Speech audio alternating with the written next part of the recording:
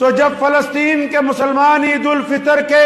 اس مقدس موقع پر زخموں سے چور ہیں تو یہ کیوں کر ممکن تھا کہ ہم عید کو اسی جوش و خروش سے مناتے، گرچہ ہم وہاں سے ہزاروں کلومیٹر دور ہیں، لیکن ہم فلسطین کے دشمن کو بتانا چاہتے ہیں کہ پوری دنیا کے 2 ارب مسلمان زمین اور آسمان گرچہ ایک بھی ہو جائیں، دنیا کی کوئی طاقت مسلمانوں کو فلسطینی مسلمانوں سے علیحدہ نہیں کر سکتی۔ نعرہ تکبیر!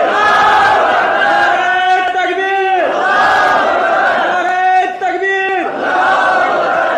اور فلسطین صرف اس لیے نہیں